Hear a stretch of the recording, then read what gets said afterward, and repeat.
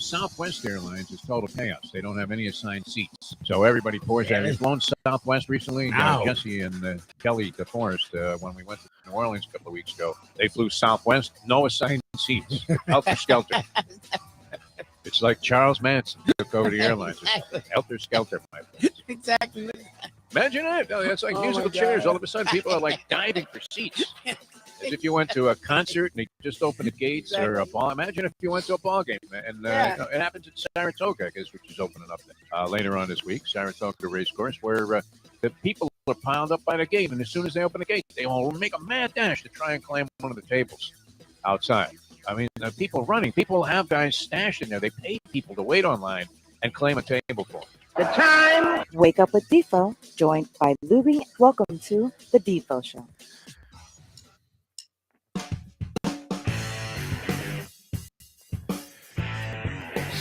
Well, looks like a little bit of a cloudy Tuesday from the little stream of light I have coming through the window here in the DeForest studios. Jeff DeForest, Mike Lubie. It's the Defo Show.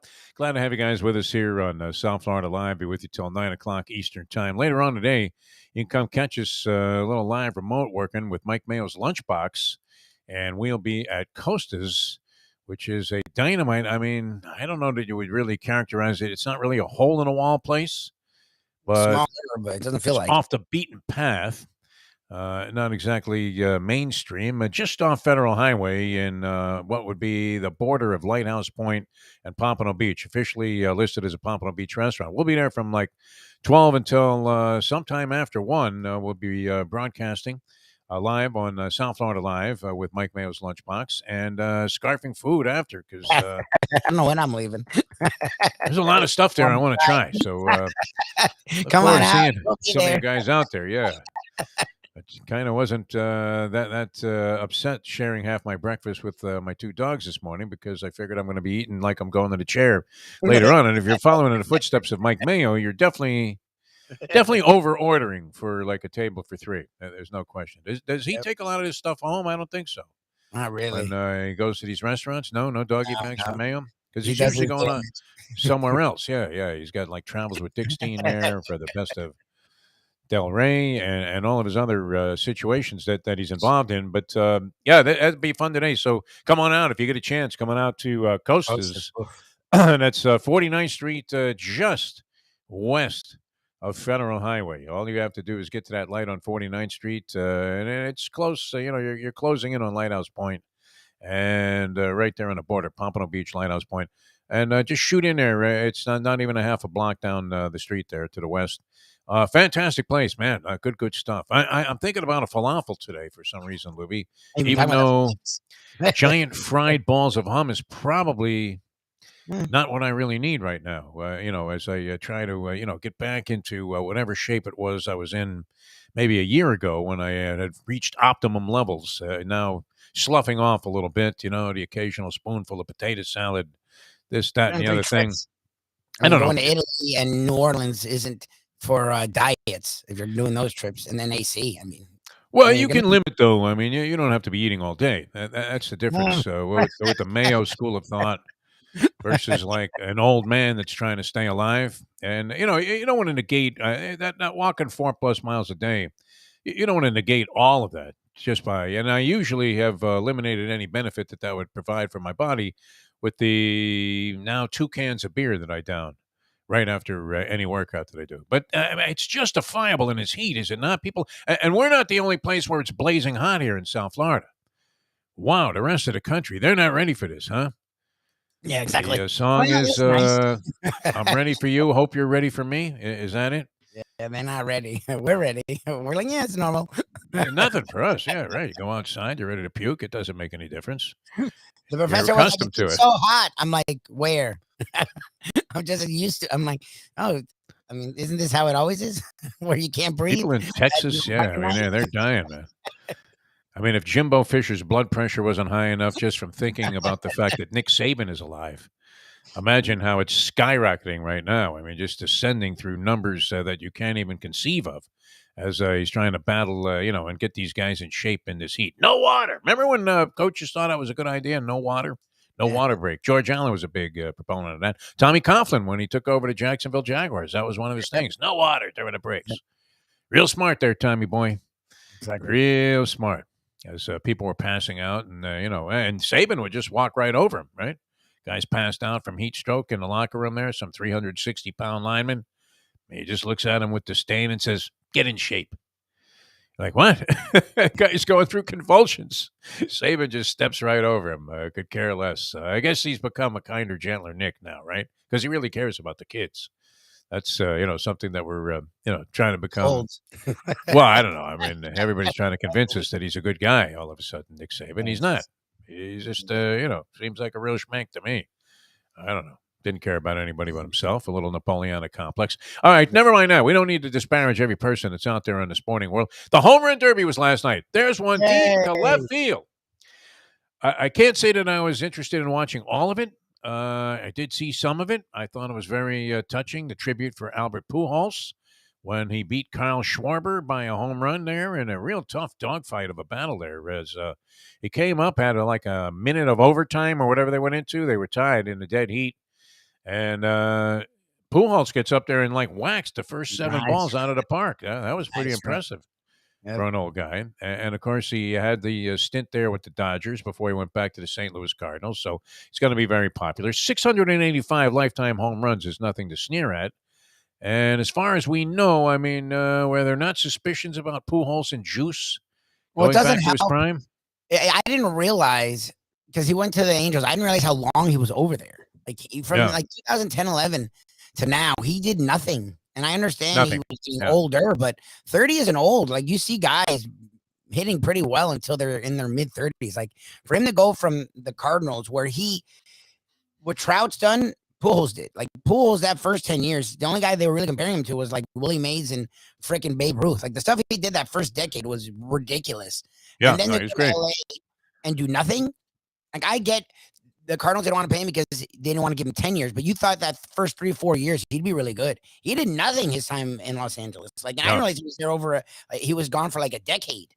Like, that's weird to me that he fell off like that. Like, I don't know. Like, almost immediately. You're right. And probably, I don't know. I mean, are you getting your money's worth? Cashman will insist he's getting his money's worth from Giancarlo Stanton, who's having a good year this year. And is up there among the home run leaders and is playing solid baseball, seems to always be involved, although he had a brief slump. I guess maybe he snapped out of it a week before the All-Star game. Yeah. But prior to that, he had gone through a stretch where he was hitting like a buck and change over 100 and something at bats. I think it was like 12 for 115 or something along those lines. But then, when I tuned in, and I didn't realize he was in the midst of that slump till I read about it later. But wow, he was scalding balls. I mean, he was Dusty Baker, Dr. Scald. And just hitting, I mean, rockets, howitzers. Even if he hit it right at an infielder, it wouldn't have been, unjustifiable for the infielder just to simply duck and not even attempt to catch the ball, because that would be one of those things where the mitt went flying. You ever have one of those line drives? Takes the mitt right off. Now, if the ball stays in there, is the guy still out? If the mitt's lying on the ground and the ball never hits the ground? What do you think, Lubie? That's a great question. I don't know. I think it's out, right? As long as it stays in the glove. I don't know. What is it? I mean, the hand is part of the ball. That's basketball. Which nobody ever really calls that except in the park, right? Do you ever see that? The hand is part of the ball? No, I was going to say a ref told, because my kids get mauled in these games, and my mom was talking to the ref, I guess, after one of the games, and the ref said, well, if he hits the hand and it's on the ball, the hand's part of the ball. I'm like, that's not a thing. I'm like, if you hit the crap out of someone's hand, I don't give a shit if it's on the ball. Yeah. That's a foul. Like, what is he talking about? Like, okay. They're hacking the guy's hand off like they just had it lined up with a machete, but it's part of the ball, so no problem. Yeah. No harm, no foul, as the great Chick Hearn would say. Anyway, Juan Soto ends up winning the thing, and then, of course, there has to be sprinkling of controversy with anything that happens in the sporting world today. Yes. So now Soto is saying the Nationals are a bunch of liars, and how can you trust them? Now, this is a guy, granted, that everybody acknowledges. Most people that are in the game would say this guy is a bona fide superstar, as talented as anybody in the game. He's only 23 years old. But how about dig this, Louis? He's hitting 240 this year. Yeah, he's not doing anything. I was gonna say, is he in the same? Like, I know it was 2 years ago in the World Series. I know he like stole the show, that playoff run. I get it. Yeah. Whatever. But like, is he in the same class as Trout and Tatis Jr. and like some of these other people would say yes? I mean, most observers of the game would say this guy's as good as anybody in the game. Like have I seen enough Juan Soto? What's that? They offered him money that Judge wanted. Like the Yankees weren't offering Judge the money that Soto just got offered and turned down, supposedly. Well, it was a long term. I mean, I think it was a 15-year deal at $440 million. So they were going to pay him until he was 38 years old. You just mentioned the whole aging factor with Pujols, who aged overnight all of a sudden. He was like a boxer, right? Where one fight, he looks great, and the next one, all of a sudden, he's a shot fighter. It's like, holy Jerry Quarry, what happened to you? We don't need to put a mouthpiece, in this guy's face. We need to put a diaper on him. And, fighting like the very next time. It happens overnight. In boxing, you see it, but not in baseball. You wouldn't think. I mean, where a guy just becomes a shell of himself almost immediately. Now, I don't know that this is happening with Soto, but, $440 million on a 15-year contract, guaranteed every dime of it for a guy that's hitting 240. Come on. All I can think back is that hideous movie, The Fan, with Robert De Niro, probably the biggest embarrassment. I mean, how much money was he being fleeced for by various women in his life that he had to make that movie, The Fan? He did a few. You're Robert De Niro, for God's sake. Imagine they handed him the script to this piece of shit, which as a sports movie was right up there with One-on-One with Robbie Benson, in my opinion. I need to see One-on-One. You've been referencing it a lot lately. Oh, my God. It's so pathetic. I mean, it just... First of all, Robbie Benson is about as believable as a basketball player as Keanu Reeves is as a quarterback. Right? Actually, Keanu Reeves looks better at quarterback than Robbie Benson did trying to dribble a basketball. And the guy couldn't, basic moves. I mean, he looked ridiculous on. I'm sure they dubbed in somebody that actually had some ability. But, and not exactly the most compelling romantic figure, Robbie Benson. Are you kidding me? Has he done anything since that? That should have been his last movie. That would have ended the career of most actors. Robert De Niro in The Fan, where he's so angry, he's an obsessive Lubie-like fan, and he gets so angry at this star ball player that he doesn't hustle and get the most out of his abilities that he eventually kills the guy or something. I mean, how ridiculous is that? Well, in today's society, it's more than believable. That's for sure. Unreal what's going on around the world today. All right. So anyway, Soto wins the thing, and now he's fetching that you can't trust the Nationals because they guaranteed that they would never trade him. He turns down $440 million for 15 years. Now, I don't know. Is he going to make more money than that over the next 15 years? I guess with the escalation and the way that pay is going up exponentially in all sports, including on the college level. Is it conceivable that he could make more than $30 million a year for the next 15 years? What do you think? Possible, right? Yet, if somebody's handing you that at 23, you're set for the next 8 lifetimes. Yeah, I mean, there's no way, unless you're Mike Tyson, unless you marry Robin Givens and invite Ruth Roper to the wedding. Is Ruth Roper still alive, by the way? Robin Givens' mother, remember that? That was a tragedy. But, how did Tyson go through $300 million? Now, part of it might have been Don King, huh? You think Donnie Boy was giving him a fair shake on all of those purses? Well, the expenses were rather high for this fight, Mike. And plus, we had to bust you out of jail and do all of this stuff, pay off a bunch of people to keep you out of trouble. I don't know that he was getting, the full piece of whatever it was that he earned in the boxing ring. But, wow, I mean, unless you would have to be beyond, a fool in terms of mismanaging your money. Tank Black, I guess, could have possibly taken somebody down. $300 million. Almost impossible. But there's no way. I mean, you're thinking, how could you be insulted by that offer, Mike Lubie Lubitz? Well, that's what was he insulted? Like, I didn't understand because everyone. I don't know if he was insulted by the offer, but he didn't take it. And now the Nationals are saying, well, no, we're going to have to trade the guy if we can't sign him to this deal. And now he's upset with the Nationals because does he they want said 440 for less years? That would never trade him. Want to get locked into 15 years? Because that was my thing. Is he's not getting more money somewhere else? So is it that he wants flexibility? He doesn't want to be stuck somewhere for 15 years. Like I feel like that would be the dream. I'm sure he could work in some kind of trigger of a trade clause or whatever after a certain period of time. No, Does he have to be stuck there forever? Somebody would have to be willing to pick up this contract of $30 million a year if he wasn't playing well enough for the Nationals to be happy with him. And maybe I don't know. He never made any intimation that he didn't like playing in Washington or for this team, which was a championship team just a couple of years ago, right? Although now kind of dissipated, with defections from the pitching staff, and they're not as good as they were a couple of years ago. That's a veritable certainty, but. There always has to be something. Anyway, Soto wins it. I thought it was, once again, a Fugazi thing, Lubie. It's very disappointing to see the guy that puts on the best show by far, this Julio Rodriguez, not win in the end. And he hit as many home runs as Roger Maris did, I think, in the first couple of rounds. Yeah, in the 61 season, I think he might have had 63 home runs that he hit in 2 rounds of batting practice that were going, I guess, 4 minutes each, right? Because they put 3 minutes on the clock, and then somehow they had another minute. Yeah. If they had 2 450-foot home runs, they got an extra 30 seconds. But it seemed to me like the maximum time, if it didn't end in a dead heat, was like 4 minutes for each guy. Yes. That they had, all right? And then they do that crazy thing where they whip out the red, white, and blue baseball for, the overtime part, which I thought that was a little bit of a distraction, right? Is that necessary to whip out a money ball just to, sort of replicate, copy what they do in the NBA with the three-point shooting? Was it worth more? Like, that was what I didn't get. I'm like, I don't even, I wouldn't have minded it. What does it mean? Like, do they get extra points for hitting that? Like, I don't think they did.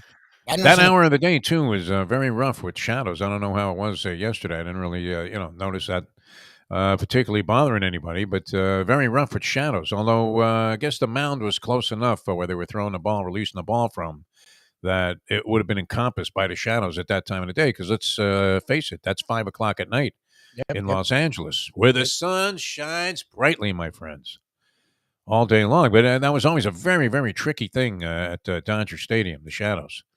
The shadows are lurking. So Julio Rodriguez was sensational. Wow, he's a rookie with the Seattle Mariners. This kid looked great. Wow. He was fantastic. The Pujols thing was kind of nice. Kyle Schwarber, very respectful. I mean, you would have thought that Schwarber thought he had a shot.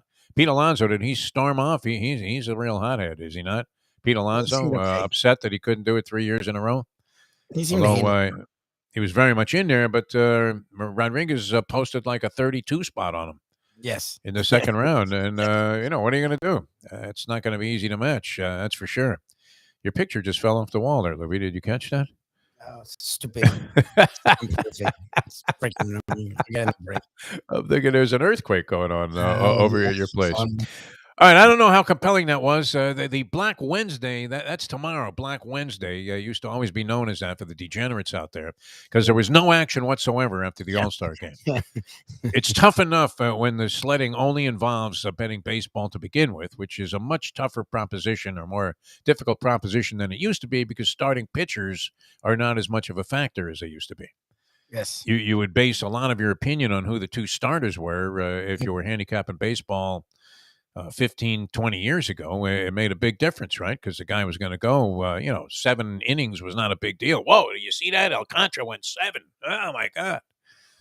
It was not a big deal. You expected the guy to go 7 innings. If he didn't, you considered it, kind of a lame start. Although the quality start is based on 6 innings by the starter of giving up 3 earned runs or less. That's a quality start. Yeah. I suppose it is, in certain circles. I always thought like shutting the other team out would be like much more of a quality start and going the distance once in a while, which rarely happens anymore. Now, of course, there has to be controversy with the All-Star game, and I'm not offended by this at all, Lubie. I am. Sandy Alcantara, the Marlins pitcher, having a Cy Young season. He's an overwhelming favorite right now. I'm not sure overwhelming is the right way to characterize it. He is a solid favorite right now. Yeah. To win the Cy Young Award based on a continuation of any type of form that he's exhibited so far prior to the All-Star game, which has been top-notch, number 1 in the league without question. Most innings pitched. Doesn't have as many strikeouts as some of the other guys that would be candidates for the Cy Young Award, but has plenty. It's not like he's relying on everybody to put the ball in play and counting on like some kind of splendid defense to get him out of these things. He can, very capable of striking guys out. His stuff has been electrifying. Throws the fastball up there at 97, 98 miles an hour and has other stuff to go along with it. Earned run average is, I believe, the lowest in the league. Second to the second, kid, yeah. McClanahan kid. I think it's sub 1.7 and his is 1.76. Okay. So, he's second gets in all 0 run support, so he's always pitching under pressure. Yep. Always pitching under like immense pressure. I guess similar to DeGrom, right? Gets no run support when he's pitching for the Mets. But Alcantara's been clear-cut number one Cy Young Award favorite right now. If he continues doing what he's doing, he's going to win the Cy Young Award. And would he be deserving as the best pitcher in the first half of the season in the National League of starting in the All-Star game? Yes. Nobody would argue that. All right, so the game's in Los Angeles, and you have two LA pitchers, and both are having good years. One, Gonsolin, is like 11-0 or something like that, with a really low earned run average, a lot of strikeouts, and numbers that are comparable to what Alcantara's done, but not quite as big in terms of innings pitched and the amount of time that he's dominated and kept his team in ball games. But nonetheless, I mean, hard to argue with an 11-0 record. Is he 11-0 or did he lose his last game? 11-0 with a 2.02 ERA. Okay, all right, outstanding. He's got screwed. The last game he's had three or four straight outings of 7 innings or more, and the last game he gave up 2 runs. God forbid. So that was a loss. Because God forbid he gives up 2 runs, and that his is 1.76. Shane McClanahan with the Rays is 1.71. With the Rays. Okay, but the Rays are American League. Yes. Okay. So the National League, Alcantara has the best ERA. In Major League Baseball, Alcantara's number 2. Yeah. Okay. All right. Major League Baseball. Yeah, I was wondering where this guy came from. I was thinking, wait a minute, Lubie, what are we talking about here? MLB in all of the majors. All right. So number 2 ERA in Major League Baseball, number 1 in the National League. Yes. Very deserving of being a starter. Gonsolin obviously would be qualified to be a starter, and it's his hometown their team of Los Angeles. But who gets the nod? Clayton Kershaw, which it would be like if Koufax came back and was going to make a token appearance in the All-Star game. You wouldn't hand him the ball to start the ball game? Come on, this is Clayton Kershaw. Been dynamite for the Los Angeles Dodgers for a long time. Great ambassador for the game. Unfortunately, struggled in postseason play, and there's enough of a sample there for you to look at that and kind of raise the old fisheye, because it's almost inexplicable, his struggles in postseason play, and they have been consistent over a long period of time where the Dodgers have been prominent, expected to win championships. Kershaw was supposed to be the catalyst behind the pitching staff, and they had to rely on other guys for whatever success they had, because Kershaw was getting shelled, uncharacteristically. But all that being said, I mean, this guy is the darling of L.A. I mean, he is to the Dodgers right now what Steve Garvey was before we realized that he had fathered 27 different children. Okay? I always loved that bumper sticker when he was at San Diego. Steve Garvey is not my padre, which you had to qualify yourself as being safe from Steve Garvey's DNA. And he was a class guy. I used to cover the Dodgers when Garvey was a prominent player there. And, for a guy of his stature, he couldn't have been any more accessible and humble. It didn't matter that I was some schlep from the Fontana Herald News, which, the first question would be, where's that? It's like, it's right outside of town here, man. I'm the sports editor. I had my little yellow tape recorder with a Mr. Microphone on it that I used to do my interviews with. But no, he was always very gracious. I mean, if you said, hey, Steve, you got a minute here? I mean, it didn't matter what he was doing. Was less inclined to blow you off with the typical athlete. Well, yeah, as soon as I finish, I'm getting a massage right now. I'll be out there in like a half an hour. And you wait there all day. And, was it you and me that was waiting? We were waiting for Pudge Rodriguez that time? Oh, you told me about the Pudge thing. Oh, yeah. He made you wait hours and then sort of blew you off or was useless. Useless. Yeah. No, I mean, Garvey was never like that. But look, Kershaw's got that kind of popularity in L.A. I mean, I don't know if he's Fernando Valenzuela, but he's darn close to it. Is he not? I mean, it's been years, and he's going to go down as a top 10 pitcher. I mean, statistically with Cy Youngs and ERA and strikeouts, like the dude, he's just postseason issues, much like Greg Maddux.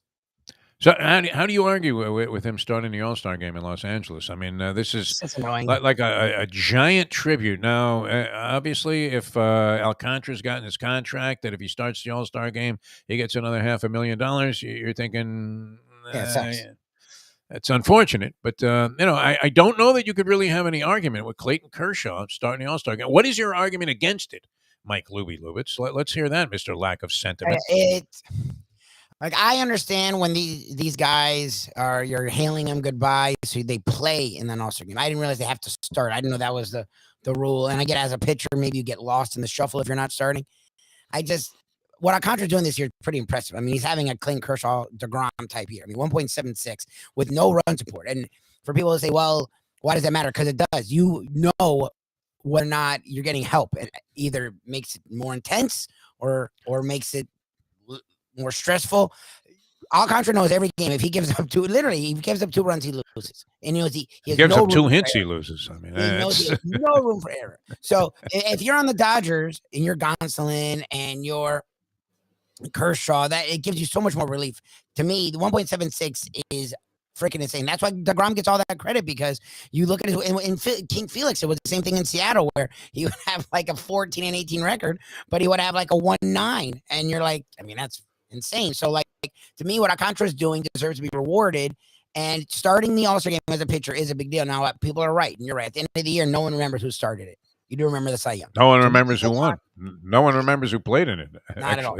So that's why, and I get that's why when I found out it was Kershaw, I was like, oh, I can't even, because it's Dodger Stadium and he's having a good year. It's like, it's just annoying, because Alcantara's been amazing, and people are calling him right now the best pitcher in baseball, and now he's not starting. So I hope he gets a nice run at least and gets to go out there and show what he can do, because no one knows him. No one knows Sandy Alcantara, and that's the kind of thing. This is a start in the All-Star game.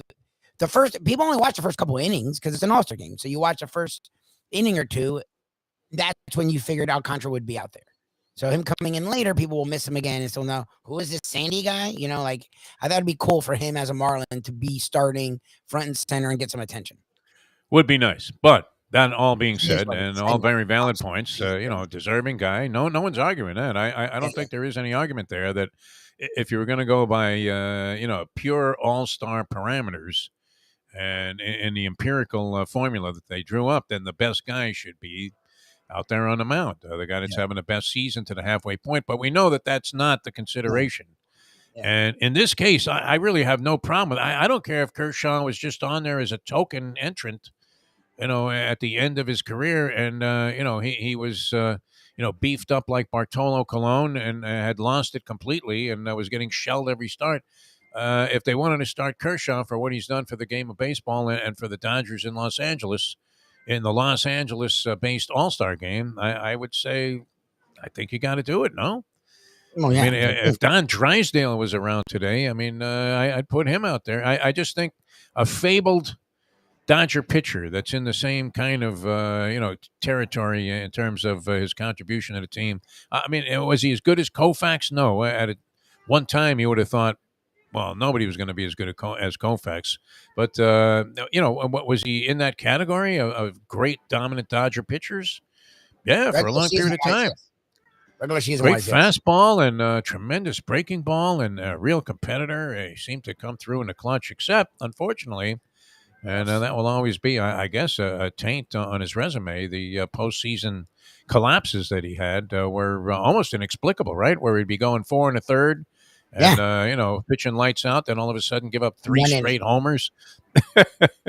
Every game would have one inning where it was just, what was that, Kershaw? Unfortunate, I'm a Kershaw fan. I have no problem with him. As much as I like the story with Sandy Alcantara, and, it'd be nice to see him get this spotlight and have this big platform and acknowledgement for, a couple of things. Number one, I mean, he decided to take like what seems like very short money. I'm not sure what eligibility he had in terms of being able to get a more grandiose contract, but what did he sign? Like a 5-year, $55 million contract? Pretty modest. Yeah, for Sandy Alcantara. In terms of an extension, But he's been great for any number of years now with the Marlins, right? The last 2-3 years, I mean, he's just been a great pitcher. And, unfortunately, nobody watches the Marlins. Nobody goes to their games. Nobody seems to really care. We were trying to get any number of Marlin guys. They're all scattered around the world here on vacation. To come on today and talk about what's going on in baseball and maybe take a look at the second half of the season, which, as we were saying yesterday, when you look at the disparities in the standings, You have only the central divisions in both leagues, which are the weakest of the three divisions in each league. The Central Division, they're the only ones with any kind of a real, meaningful or pennant race. I guess the National League East will be interesting to watch the rest of the way with the Braves and the Mets, and see what kind of infusion the Mets get with the talent of Jacob deGrom coming back, if indeed he can do it and sustain it for the season. You're expecting Scherzer to be really good the rest of the way. They've been kind of a nice story. Everybody likes what Buck Showalter is doing. I mean, he seems to have, sort of leveled out, the Mets and all of the problems that they were having with different managers over the last several seasons. Haven't heard much turmoil type of stuff coming out of New York. I don't know. The Braves, for some reason, they became, after being like a laughing stock, they became a hell of an organization, did they not? Yeah, the last few years, yep. Unbelievable, right? I mean, they did the tanking thing right, where the Marlins just keep spinning their wheels, much like the Dolphins did when they decided to get rid of everybody, and then now they've gone in a completely different direction. So we'll see. I keep thinking of that ad, and I don't know what to make of it. There's an ad for The Athletic. And they got this guy, he's an actor, that he's in two commercials where he literally almost says nothing. One, he says nothing the entire time, and the other one was like a PSA for, car accidents or whatever, wearing seatbelts or something. And, the same actor's in there, but there's a guy, and The Athletic has like all of these experts supposedly telling this guy personally what's going on in the world of sports. And one of the segments has a guy saying, well, with all of the superstars that they have out there on the floor, the problem has to be in the front office. And I'm thinking, well, if you got all these superstars out there on the floor, somehow you assemble that. I don't know. Why is the problem in the front office? Exactly. What the front office Those guys aren't out there. They got you superstars. It's Russell Westbrook shooting 28% from three-point range and insisting on chucking them up while LeBron is in the corner yelling, here, here, here. Exactly. Is this news that these three guys talked on the phone? That became a story. Who were the three? Who were the three? I saw it was LeBron James, Westbrook, and Anthony Davis. The three there. Three talked. Okay, they weren't talking. Yeah. Oh, you saw that story? I saw it pop up. They got together on the phone. He said, "Hey, you in? Yeah, I'm in. You in? You in? Yeah, I'm in." And they're all in, which is great. So the Lakers will win the championship this year. There you go. I don't know. I thought Westbrook would do well with these guys, didn't you? No, you did. I hated that move. I thought it was the stupidest move. You just have a thing for you like Westbrook. He's exciting. He's fun. He fills the stat sheet. He actually assists more than you think looking at how he plays basketball. Phenomenal talent. I mean, just phenomenal talent. Shooting percentage, could be higher. You know me with batting average and shooting percentage, right? I mean, I'm not giving a 240 hitter $440 million. Are you? A 240. Lubie, 240, that's not even 1 for 4 on a nightly basis, right? I mean, big deal. Struck out 57 times already. I think he's had 80 walks. This is Juan Soto. And a great talent, though. I mean, these deals, these long-term deals, baseball, I thought was getting away from them because they don't work. There's not, it's just, it reeks of Jacoby Ellsbury to me. Like Ellsbury was all world. He wasn't the power guy, but he stole bases, was great at defense, could hit for power, hit for average, was a leader, won with the Red Sox. So the Yankees, and did it early and did it longer. It wasn't just 1 year. It was like, I think 2 or 3, maybe 4 years with the Red Sox. And the Yankees gave him that massive deal. And I think they're still paying him or they stopped paying him like a year or so ago. Like that, when young guys get these 5-10 year deals is one thing to me. 15 years. Yeah. 15 years. Hockey used to do that, and we'd go, yeah, $100 million for 25 years. It was like, okay. What do you like? You want the guy to be in his 60s? The one dude kept playing into his 60s. Gordie Howe, he retired 6 times. Like, I don't understand those deals to me. Like, you should have learned your lesson by now. Like, that's Pujols. He didn't get 5 years with the Angels, but everyone like, yeah, he'll be good for the first 4 or 5, and then, but it's that second half. Good for the Cardinals. Like. These guys get into their late 20s, and like baseball, they've looked at it like your prime is really your early to mid 20s. Like after your mid 20s, outside of Barry Bonds, that's why the Roy thing's such a big deal. Your numbers fall off majorly in baseball. He was going to stay on the field till he was 50 if he wanted to keep doing the juice. I guess when Greg Anderson got sent away, where did he ever surface again? Greg Anderson, the guy that was doing time for, not ratting Barry out with the juice, which I thought was pretty noble. But you would have to think, I mean, if Barry Bonds even had, the slightest of emotional fabric to his being, that he had to take care of this guy, no?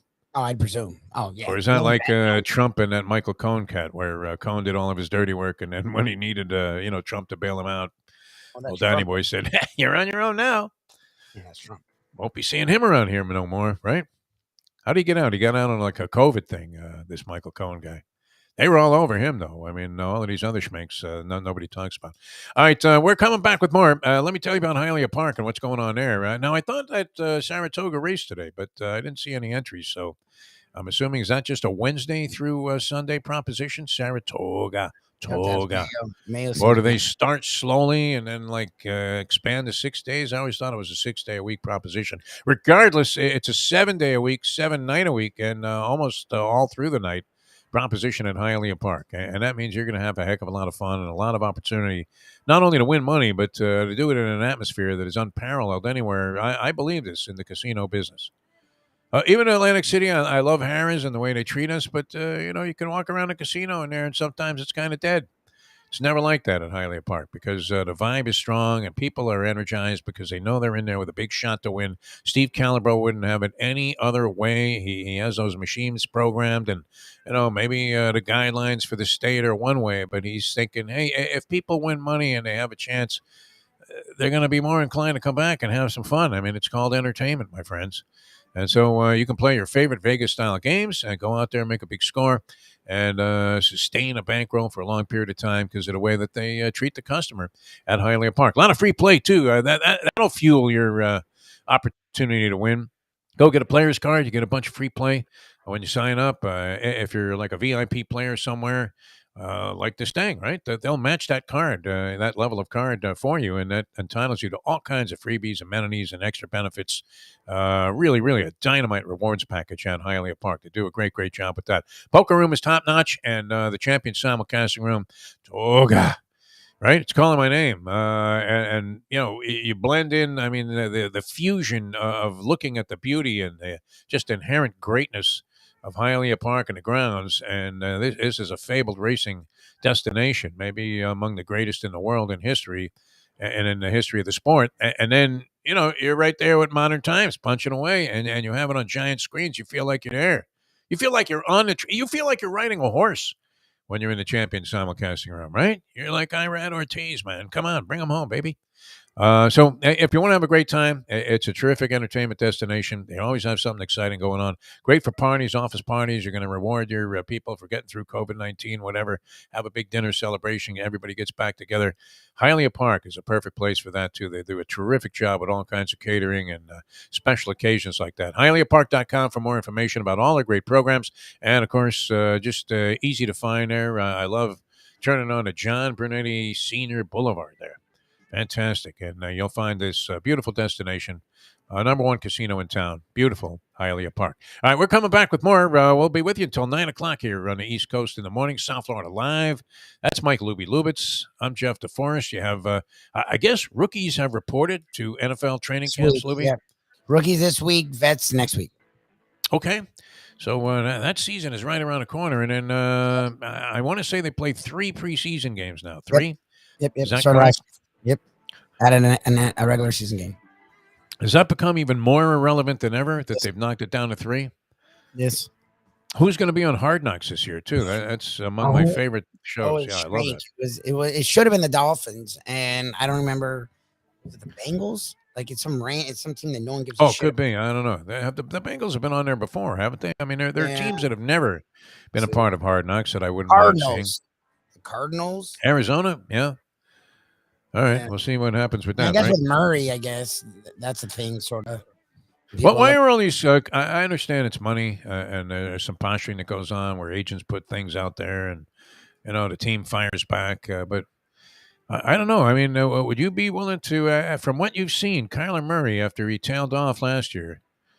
That's another one, right? Where I mean, are you running like Zion Williamson to give this guy a few $100 million on a long-term deal, or are you thinking, not sure if this guy is the guy? Much like we have that problem. I mean, Kyler Murray has distinguished himself further than and at a higher level than Tua has, Tua Tagovailoa, but I mean, Tua is getting his shot now to show what he can do. Kyler's had talent around him.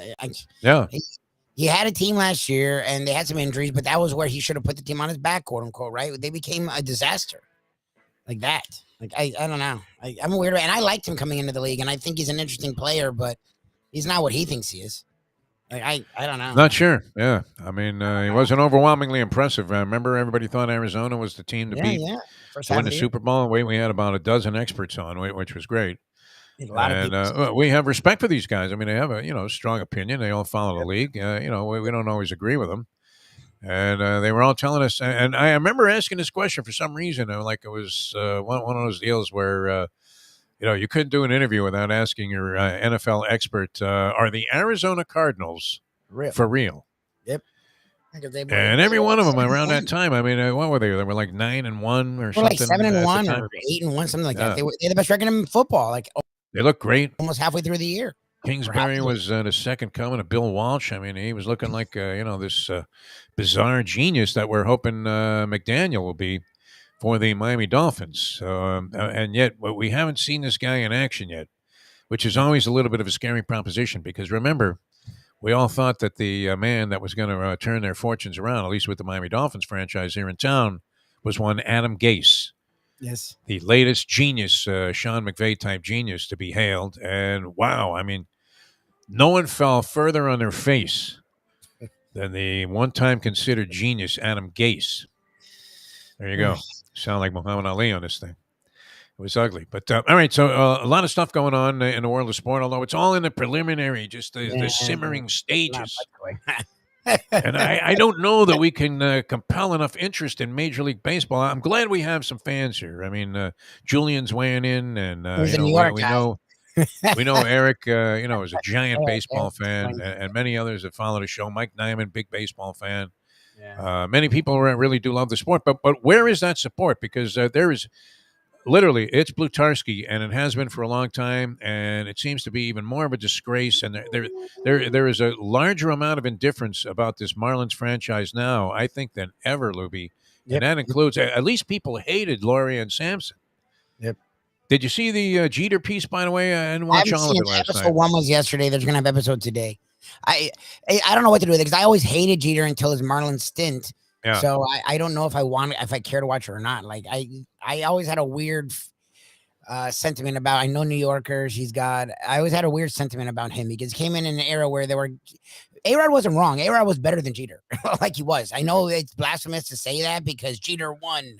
A-Rod was better. Much more power. I mean, he hit over 600 home runs. Even defense, A-Rod Jeter was a solid defender.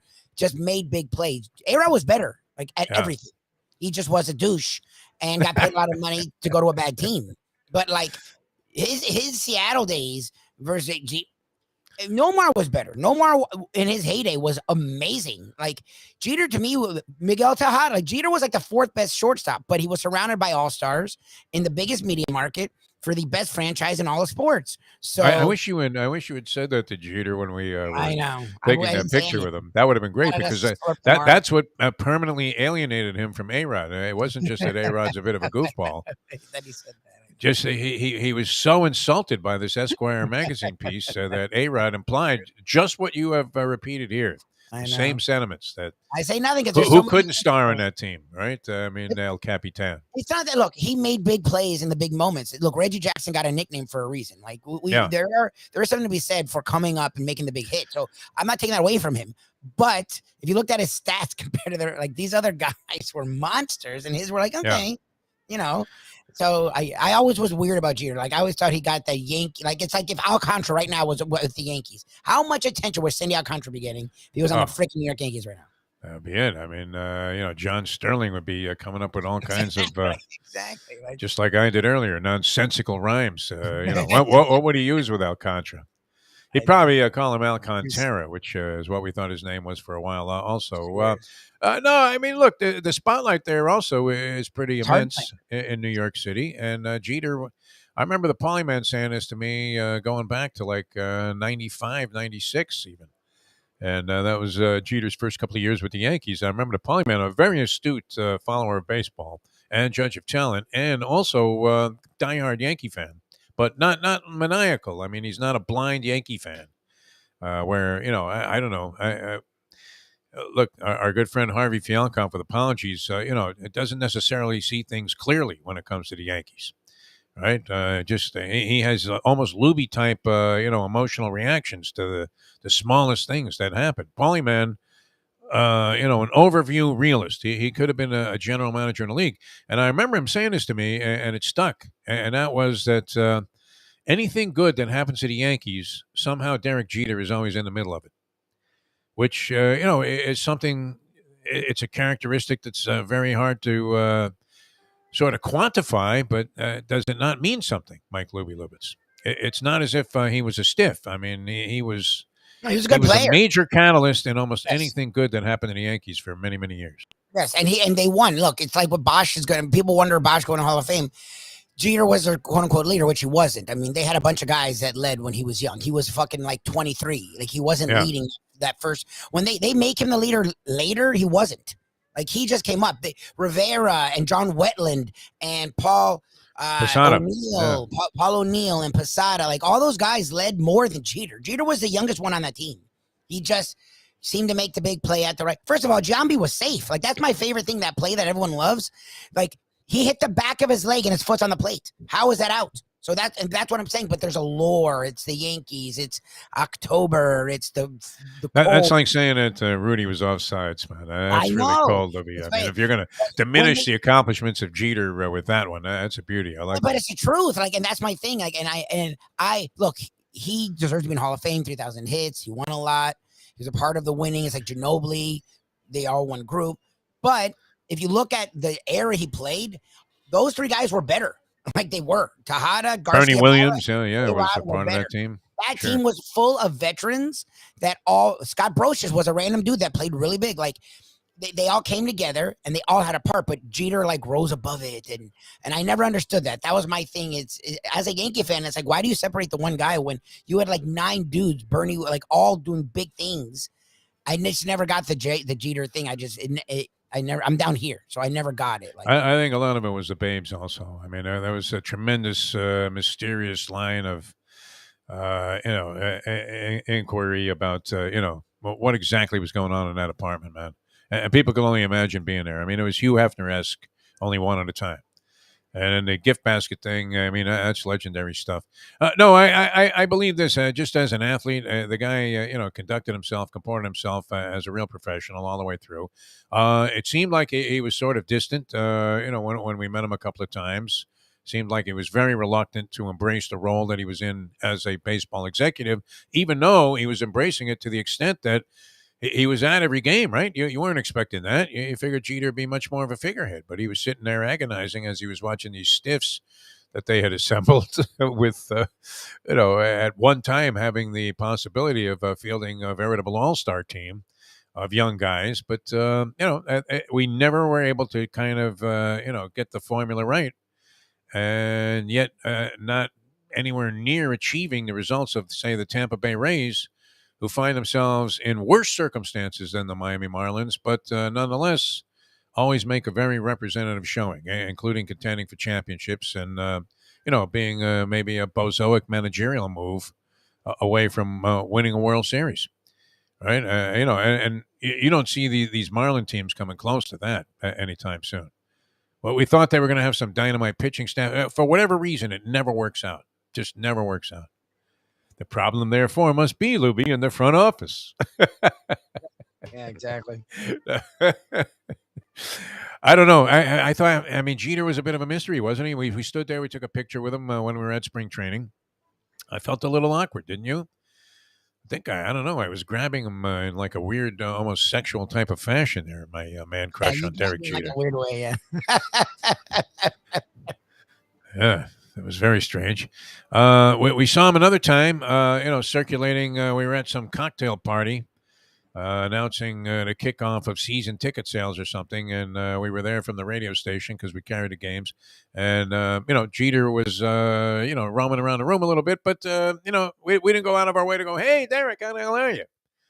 Because it didn't seem like he would be the kind of guy that really wanted that. Whereas, even a guy as stoic as Shula was much more approachable in these spots. Although, you could also say that Jeter wasn't as familiar with the local people. But I'll say this. In these interviews, I watched as much of it as I could last night. And it came on after the home run derby, which I was in and out of. I didn't see the final round there with Soto winning over Rodriguez. I saw a little part of that. And then they started airing this Jeter documentary, which I think began in progress. No? Did they start that from the beginning? But in the interview, and I keep forgetting the name of the show on HBO or Showtime, Seamus and whoever those guys are, the two black guys that they kind of just shoot from the hip there. They're pretty cool. They had a show with Jeter on it. Remember we were talking about Jesus and Miro. Jesus and Miro. Yes. Okay. I don't know. Do they have any prior claim to fame? Are there people that I should know? They're New Yorkers. They had a show. I forgot what it was called. And it was just the two dudes. They would talk about politics, talk about social stuff, talk about whatever, but they would have fun and bullshit. And they're younger. They're 20s, 30s. And then it got picked up by Showtime. And it became a really big deal. And they do pop culture from sort of a hip hop. Yeah, they do a lot of stuff there. It's good.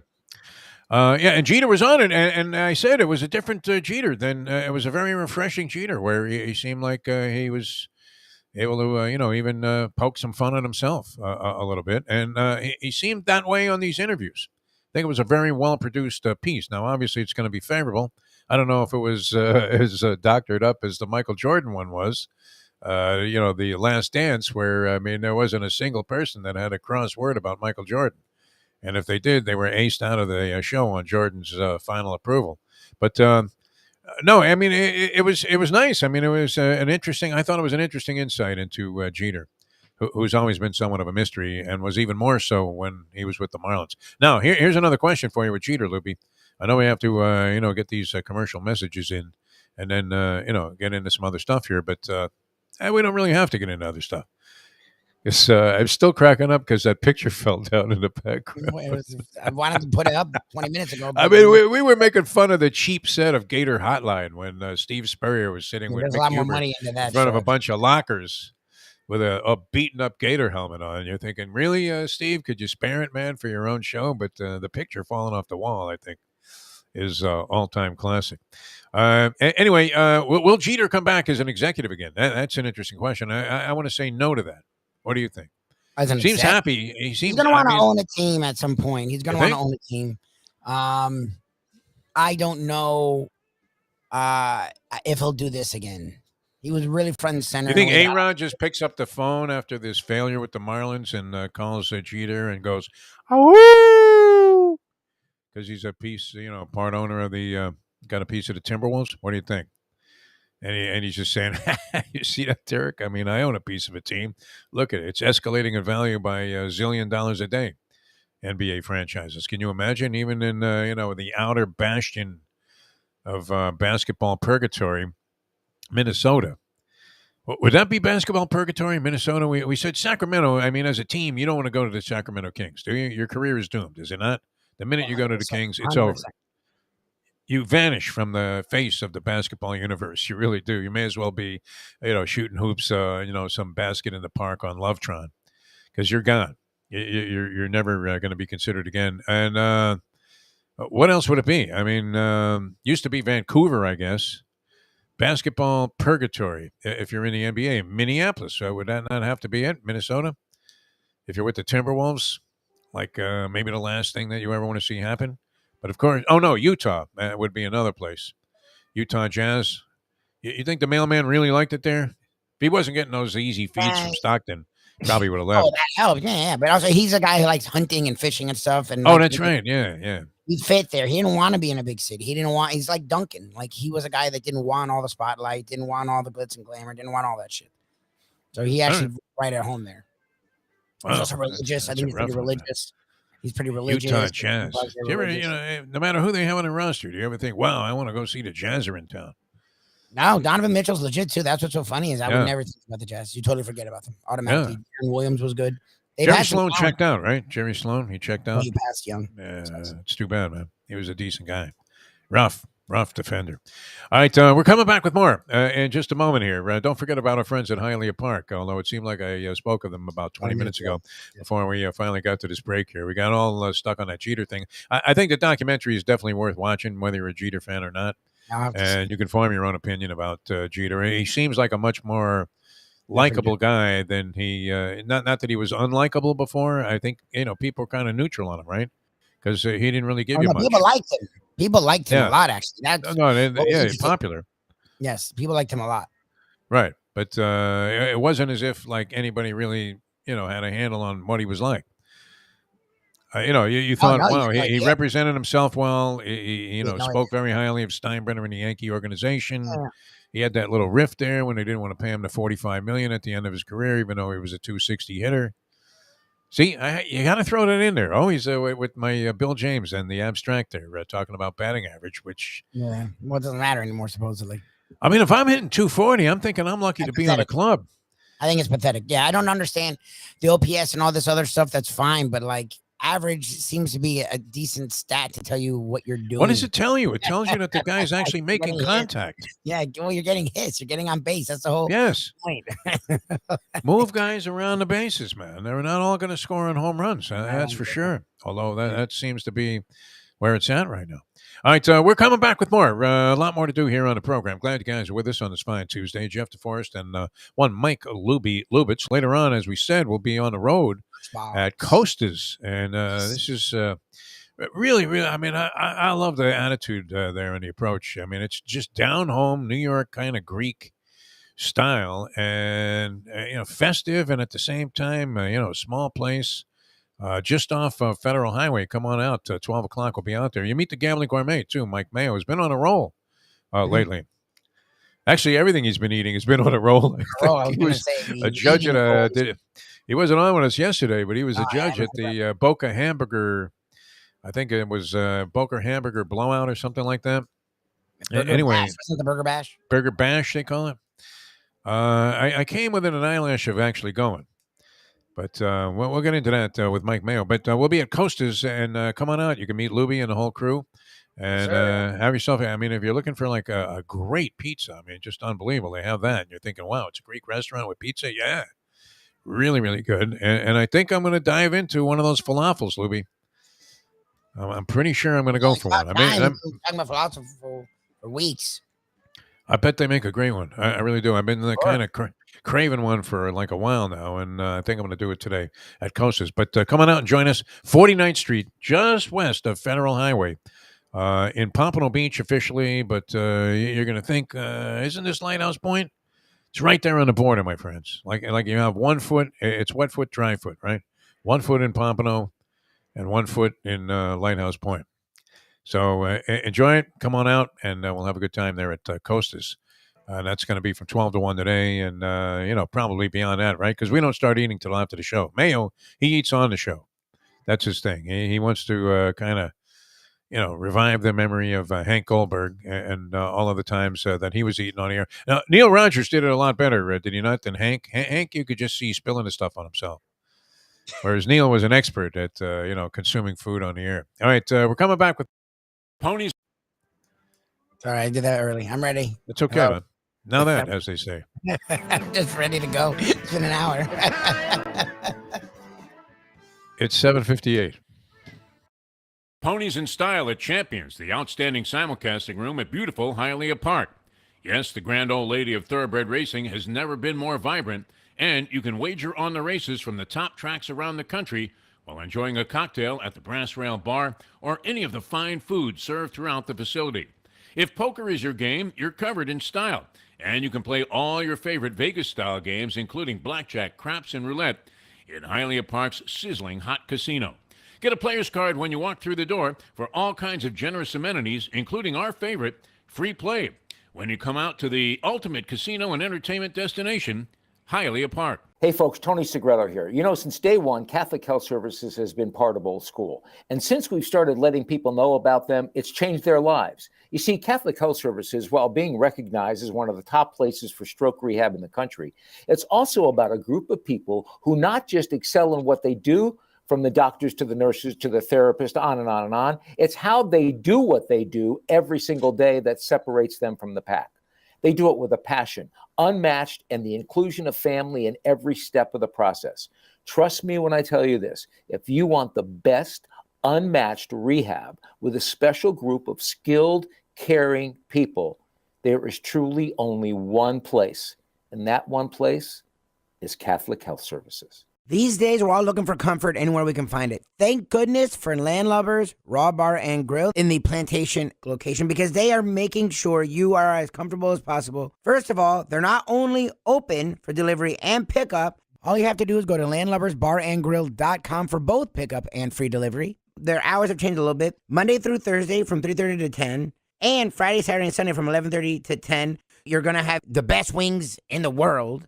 You're going to have a great burger. You're going to have their amazing soups. Again, Landlubbers, Raw Bar and Grill. It's nice and easy. Just go to landlubbersbarandgrill.com for both your pickup and free delivery. Thank goodness for Landlubbers for making you always feel right at home. Are we all in stable but critical condition? Is that the way all life is, Lubie? In a general, more figurative sense? Would you say you're in stable but critical condition? I believe you are right now. Probably. On the threshold of getting married in the early portion of 2021. Don't you think it's a little soon, kid? You barely notice woman. What are you doing? We've been together 4 years. Well, I guess you know enough. How much longer do you want her to put up with me? Is it you that's pushing for this? It's equal. We're both very happy and in love. It's very gross. Oh, my God. I mean, it's a foreign concept. You have to understand where I'm coming from. 0 for 2 with a walk. And, right now I think I got a 3-2 count and I'm married from 3. But and only because of the benefit of a really poor call on a ball that was clearly right down the middle of the plate. One of those Angel Hernandez calls. Get out of here. Enjoy your trip to work with lots of laughs thanks to Defo and Lubie. Now on the Defo Show.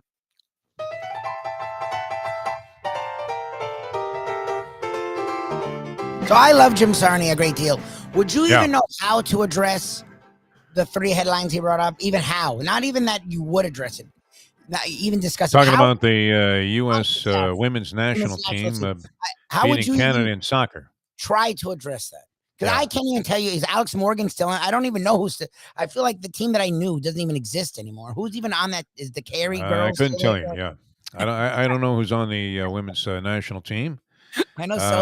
I did see some crawls on ESPN about this particular sporting activity. It comes with an automatic qualification. It's like a world title elimination fight, where you automatically qualify for the 2024 Olympics by winning this particular event. So the U.S. now has an entry in the Olympics. If they weren't going to make it anyway, they're automatically in there. And then I did see some stuff on this. Miami, the MLS team, Inter Miami Football Club, the whole David Beckham thing. And I think it's backwards. Yeah, and Jorge Nomas. They're playing Barcelona in a friendly tonight. Yes. We saw the bus. Me and Shirley were coming back from dinner, or Shirley and I were coming back from dinner Saturday. And was it Friday? We saw a bus Saturday. We saw a bus and it said Barca in the USA. I'm like, and they had cops all around it. I'm like, I think that's really Barcelona. And they had it today. I was like, oh shoot, that's really them. That was pretty freaking cool. I don't know who's on their team anymore. I think they're all gone. Barcelona, I couldn't have told you who was on their team ever. Messi used to be there. Neymar used to be there. And they used to have the guy Suarez. And I think all 3 are gone now. Messi supposedly wants to play out his career there on the Live Tour and join the MLS, supposedly with the money that Jorge Nomas wants to dole out. And I don't know what the limit is that you can pay a guy, but a Messi certainly would be an attraction. Even an aging Messi stumbling over his own players' feet as he tries to dribble his way through 16 different guys would be an attraction. Kind of like when we had, George Best here with the Fort Lauderdale Strikers, an aging George Best Yeah, he was a walking headline. I mean, he was just absolutely amazing. I mean, he was always up to some form of carousing that you had like just mad respect for, even taking into account the fact that this was like some European rogue superstar athlete, with the 3-day growth, and he's going to be out there carousing. Yeah, bring those wenches over here, that type of guy. So and he was a lot of fun. But Messi, I guess, I don't know. I haven't seen him lately. Have you? Messi, has he done anything? He's on Paris. He moved to Paris, and ever since he went there, like when I was in Paris, there was a bunch of different like signs for him, but I haven't heard anything of him since he moved. Okay, all right. So we don't know if he wants to end up his career here in Miami. That'll be fine. Anyway, they play Barcelona. These are the things that Shiny was bringing up to us today. And we love you, Jim. We really do. I just don't know how to even address it. I like the fact. I mean, you should expand your sporting interest to almost all horizons. I mean, I like a lot of stuff. I really do. I don't mind getting into this. It's not my bag. I mean, women's national soccer team. That was great when they had the whole Mia Hamm thing going on. That was terrific. But and Foudy and all of these other players that were big. But I don't know. I haven't really seen it. That the story isn't as compelling as it was when those girls, young ladies were winning the World Cup there. That was fantastic. And what was it? Brandy Chastain. Rips open a shirt there. Unfortunately, she was wearing something underneath. Yes. Probably made millions of dollars, endorsing the sports bra after that, because it was one step away from being Janet Jackson at the Super Bowl there, where the clothing malfunction all of a sudden scared Roger Goodell out of having these type of, ridiculously lewd halftime shows. So instead, he'll have like a bunch of rappers denouncing all of mankind. Exactly. Yeah, that's a Mushnick pet peeve there, Phil Mushnick. Goodell's pandering to, try and engage more young black people into the game of football. And that way you can secure their dollars by having them actually go to games and or buy packages, whatever. They're farming out that, NFL package, the NFL ticket to Amazon streaming, I believe. So a lot of NFL stuff is going in that direction. Mm-hmm. And more. Oh, and my God, Live Tour sellout, my friend. I almost fell off the toilet seat when I read this. David Faraday, the announcer, is going to go to the Live Tour. Supposedly Cam Smith. There's rumors that Cam Smith may be going. Yeah, he hasn't officially announced it, but supposedly he may be going too. How much money are they pouring into this thing, right? That's crazy. I mean, Faraday's got to be getting paid handsomely by NBC. They lured him away from CBS. He's always a great character, because to have anybody with any kind of personality doing these golf tournaments, I mean, they stand out, right? Gary McCord, I mean, it was like getting, Shecky Green coming off 16 there. Rickles. I mean, any of the great one-liner guys. And he all of a sudden, he makes one comment that nobody would be offended by. About the Greens at Augusta National, and he's banned. And CBS, spineless organization that it turns out they are, at least in this case, turns around and says, all right, we won't use them anymore. That's it. They said they don't want him around the grounds, and we said, yeah, sure. Why should you can go have a cheese and pimento sandwich somewhere else, this asshole. We don't want him on our broadcast, because he said that the Greens were like as slick as they would be if they put bikini wax on them. Okay. Whoa, man! I tell you what, who was offended by that? Hootie and the Blowfish that ran Augusta National at the time. The groundskeeper, right? All of a sudden, he thinks he's George Toma. I mean, and you would have to say that they don't care about the grounds at St. Andrews. That was like going out to a pasture somewhere, wasn't it? You ever been, out in some rural area and you decide you're going to hit some golf balls? Yeah, it's great. Yeah, and you don't even care about getting them back. You're just hitting them into a cornfield somewhere. That's what it was like. The St. Andrews course. So, whoever was taking care of those grounds didn't really even. Did they even have an attendant at St. Andrews? Probably. I would say. You think they even have like equipment?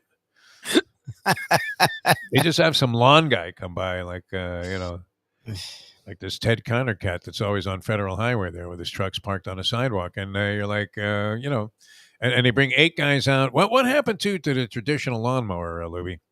Why is everybody, or why are all people that I see that are cutting grass doing it with a weed eater? Weed eater. No, not even a riding mower. I mean, like they're taking a weed whacker and cutting the grass. The guys that do my parents used it a lot more. I don't know. I don't know what it is out east. I guess it's different there. I don't know. Out here they use lawnmowers. I don't know. Do they have a lawnmower at St. Andrews? I don't think so. I think they just whatever the course is, that's how it is.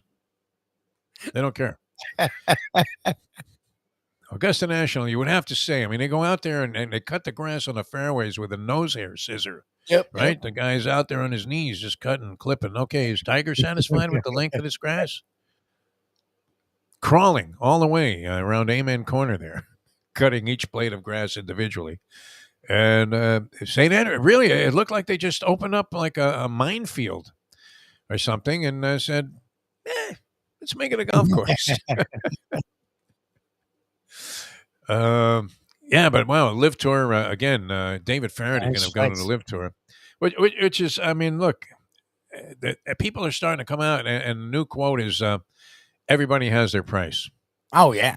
At least they're just saying it now. Like everybody has their price. Like they reach a breaking point in these negotiations where, what does Norman do? He calls like every half hour and says, "Look, 120, I can get you 130, but that's it. The prince says no mas."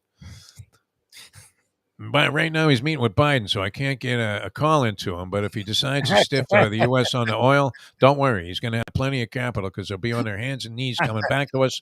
We'll be able to fund this tour forever, just based on the fact that gas is $4 and change a gallon here in the United States. Unbelievable.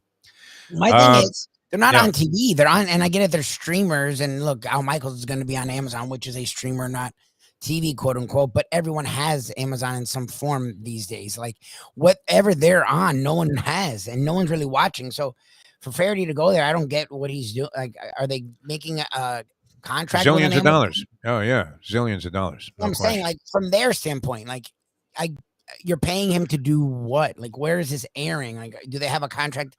Like, are they working with a Netflix or an Amazon to? Maybe they believe that that'll make the broadcast more attractive for people. You're taking one of the lead characters. Look, golf is largely announced by stiffs. Yeah. 100%. You would have to say. I mean, the stiffer you are, the more you stand out as a golf announcer. Nance, you don't think he tones it down like a zillion octaves? Imagine Gus Johnson doing golf. Oh man, it went in.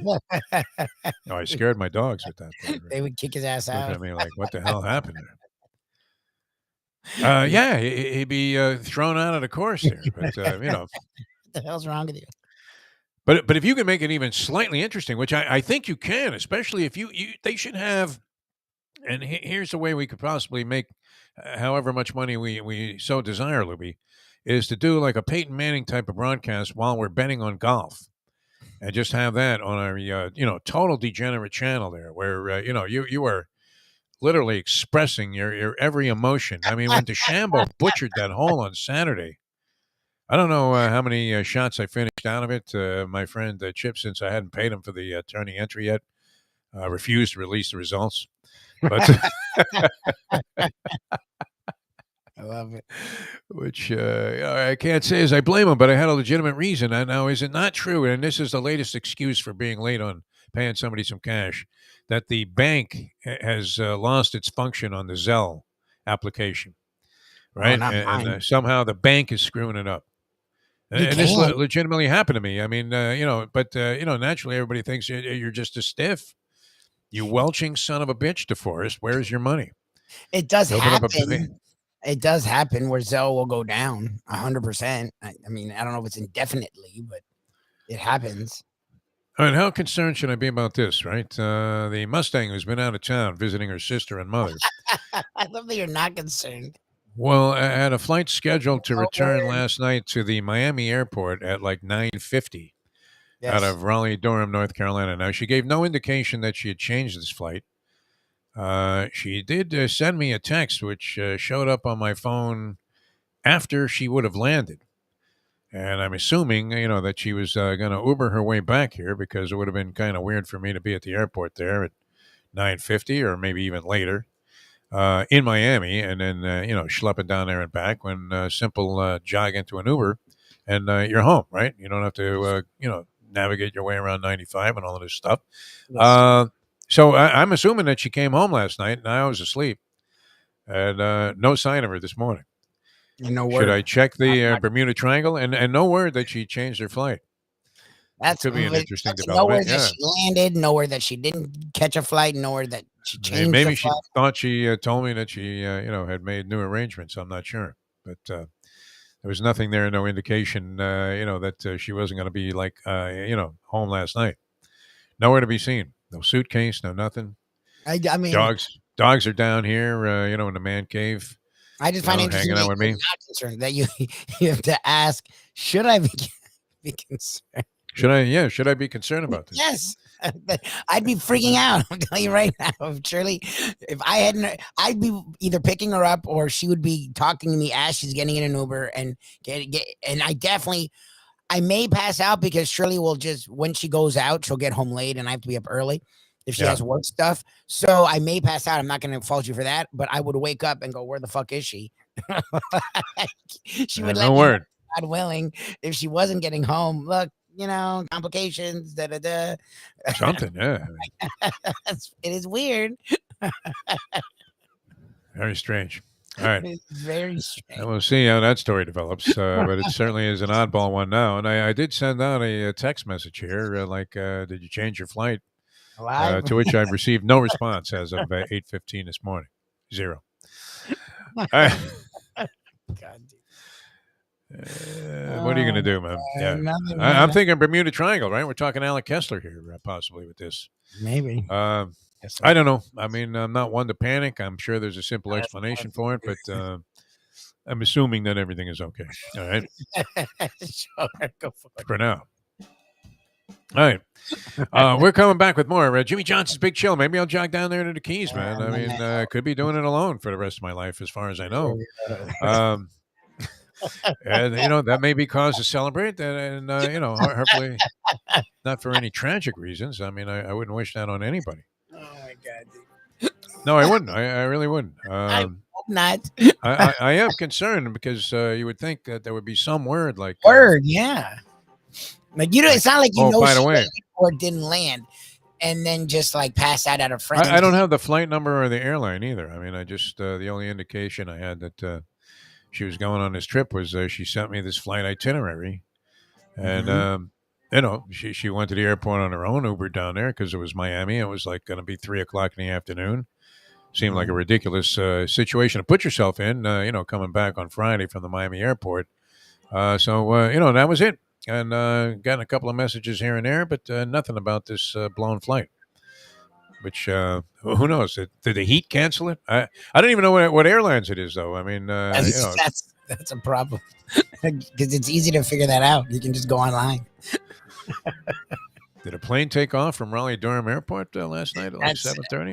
You're about to have me look into this because I wasn't able to find any information. I need a company. Like, there's a lot of them that I'm sure fly out of that area. Like Raleigh-Durham, it can't be that busy of an airport, American, right? Delta.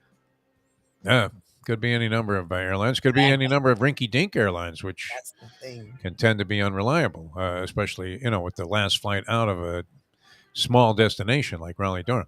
All right, we're coming back with more. We'll figure out what's going on. I might have a wife out there somewhere. I may not. I'm laughing just because you're only in America, man. Only in America. You'd be confronted with these kind of situations. Late in life, too. Do I need this? No, I really don't. You're almost rooting for it. That's what you're like. Well, I mean, if she doesn't come home, I hope she's okay. No explanation. None. 0. Andy could be it's over. Maybe maybe she up and left. That's possible. It's not out of the question. I'm waiting for that. Certainly, emotions were trending in that direction. We'll come back. We have more sporting, things to explore here. And we will continue on the Defo Show under some oddball circumstances. Jeff DeForest, Mike Lubitz with you here on South Florida Live. Later on, as we said, Coast is I'm still going out for the celebration. I don't know. I may have to answer some questions from police or something. I was going to say, I'm waiting for someone to knock on your door. God forbid. Like, what is going on? Telephone that would call, be the nothing. same. That would be the same. It's just like, Okay. That's it, you know. You're enough of a prick. I don't even want to explain. Is that not every man's dream? Okay. All right. We're coming back with more in a moment here. Jimmy Johnson's Big Chill be a great place to chill out, though. Yep. You know, I mean, maybe I'll just spend the rest of the week down there. That'd be fantastic as I try to sort things out. But, great food and drink all the time. I mean, the freshest of fish. The seafood comes right out of the ocean there. And they're on the bay side. You got a beautiful view of the sunset. And they have live music going all the time. Swimming pool is a great place to stop and just chill out for a while. Tremendous drinks at the bar, all kinds of frozen drink varieties and your traditional stuff. Ice cold beer. Great pizzas and all kinds of what you would consider to be bar food, but it's kind of a high end of it. Without charging you, I mean, you're still getting like, lowball Keys prices. And yet you're in this complete elegant vibe there that also is as casual as you would want it to be as well, right? So, I mean, you get everything at Jimmy Johnson's Big Chill. A great place just to hang out. Got water sports there, all kinds of stuff. And it's just a small drop down the highway there from Florida City. So if you're in Dade County, you're not even an hour away. Broward County, about an hour and a hook. And you're there at Jimmy Johnson's Big Chill, mile marker 104, the Overseas Highway in Key Largo. All right, Lubie and I are coming back with more. We'll be with you till 9 o'clock Eastern here on the show. Coast is between, we should get there, sometime before 12. And Yep. We'll be doing the show live here on South Florida Live and taping one for later airing on the radio stations that the show is aired on WWNN. And there's zillion affiliates now. Where you're getting oldies, man. I mean, we're on an oldies station under the boardwalk, down by the shore, under the boardwalk. They don't love her no more, Donna Shalala. They're happy she's gone at this point. Where is Shalala, man? Is she still in the U.S. She was Senate? in Congress. I don't know if she still is. I looked it up the other day. Actually, they said once Congress person. I'm like, okay. I wish this woman, Val Demings, that is running for, the Senate seat that Marco Rubio currently holds. And one of the more baffling questions in the history of this period of life will be, on what platform is Marco Rubio getting elected a U.S. senator? I mean, how many terms has he served already? I mean, what is he? There. Does he have any accomplishments as a U.S. senator except to look like, a flaming whiny ass? Yeah. Well, whenever something comes up of any significance, he's always doing the Ralph Crandon. Yep. Doesn't show up for any votes, but I wish she would get even more inflammatory in these ads that she's running about Marco Rubio. That would be my one desire of this campaign. It's just a giant mudslinging at U.S. Senator Marco Rubio, who, the only thing he came up with, I think, in terms of legislation in his however many years, he's been a senator forever, this guy, right? Yeah, well, because he was a state representative first, so maybe that's what it is. It gets mixed up in there. But he's been in Tallahassee or D.C. for a long time. I don't know, what does he represent? I mean, he was so belittled by Donald Trump during those debates, and now he subscribes to all of Trump's philosophies. Is that the deal? Right now, there's like a schism happening, which is interesting. It's usually the Dems have this kind of a thing, but like there's the DeSantis people and the Trump people, which I thought they were the same people, but I guess they're not the same people. I don't know what the difference is. What is the difference between DeSantis and Trump in terms of lunacy? I don't know. I thought they were besties, so I'm confused. I don't know. But Rubio, I never got. I mean, I just never saw the fascination with Marco Rubio as a candidate to do anything. And yet, this Val Demings, though, she has to step it up. She actually, in one of her ads now that's out, and she's already campaigning with television ads, whereas Rubio's just sitting back thinking, what, he can't miss? Is he a cinch? Yeah, that's what he's doing. He just automatically assumes he's going to go because it happens. People will bitch, hate him, and then he wins. So he's in Miami. He's a Cuban, possible, so that's what he's assuming he's just going to win. We'll see. Demings is coming hard. I appreciate it. Yeah, she calls him out but in kind of a mild fashion. I really want this to get ugly. I want this to be like Ricardo Mayorga at a press conference before he fights like Oscar De La Hoya. Like Conor McGregor. He's McGregor press conference. I want stuff like that. I want her throwing a chair through like Rubio's campaign bus windshield and not caring about getting arrested because she knows she's going to get off because she was a cop. I don't know. Does that race stand a chance of going any other way besides? No, it's close. I mean, No, she's did doing people enough. already mark their scorecards for Rubio on this thing? Nah, she's doing enough, and people don't like Rubio, so she's the first one that has a real chance to sort of mix it up a little bit. She has a lot of money behind her. For some reason, the money actually matters. Like the Freed person actually does really well against DeSantis, but she's losing to Chris because Chris actually has some money behind him, and Freed has Charlie Chris, man, he's still around, huh? Yeah, it's annoying. He's actually going to ruin everything for the Dems because Freed could beat DeSantis head to head, but she can't beat Chris. It's like the stupidest thing. Yeah. So he's splitting the vote, whereas at least Demings, who almost had a combatant, and that person's like, nah, let me stay out of it. So all the support's behind Demings, which is great. You're actually getting Rubio has a shot to lose, which would be fun. We'll see. He doesn't seem to care, man. I mean, has he been anywhere, appearing anywhere, No. making any comments about anything in the last 6 months? Marco Rubio.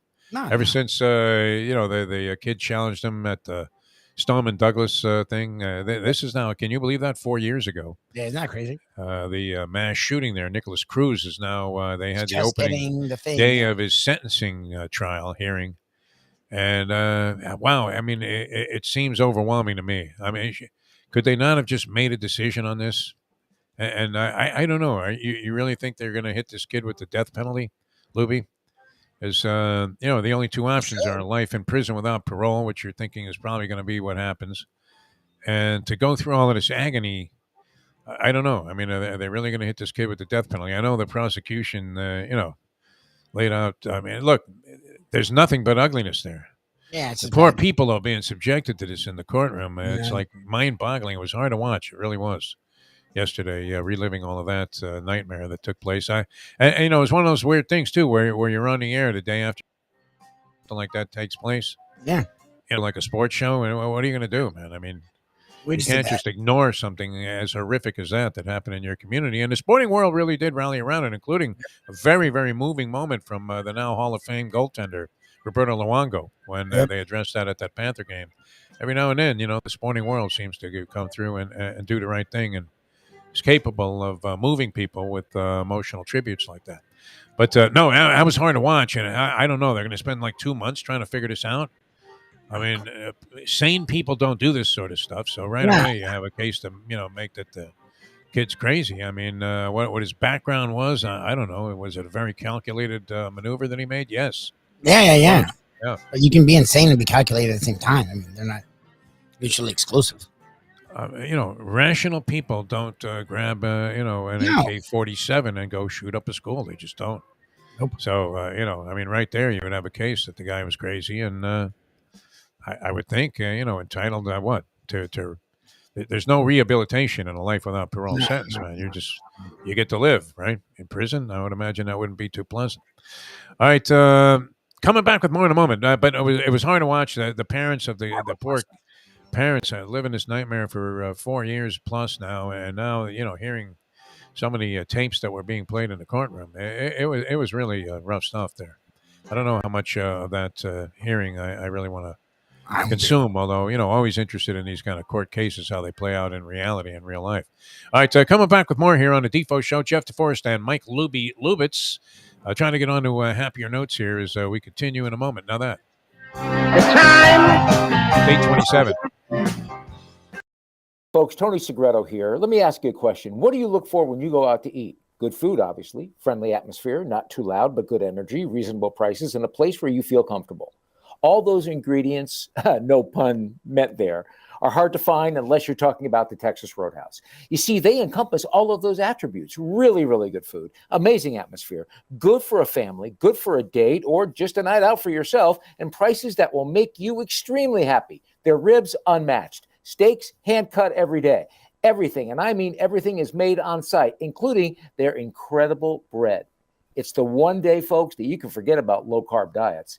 Trust me when I tell you, Texas Roadhouse, your restaurant, your destination when you say, where should we go and eat tonight? From the newly renovated sports bar to the beautiful bayside views captured at the Tiki Bar, Jimmy Johnson's Big Chill has it all. Located at mile marker 104, the Big Chill also offers waterfront dining while experiencing breathtaking sunset views of the Florida Keys. It's simply the hottest spot in the Keys to cool off. That's Jimmy Johnson's Big Chill at mile marker 104 in Key Largo. For more information, call today at 305-453-9066. I don't know if the skipper, manager, Don Mattingly, and we welcome Donnie Baseball to the show. Are you aware that our producer, Mike Lubitz, whom you've spoken with before setting up these interviews, is a known kiss of death?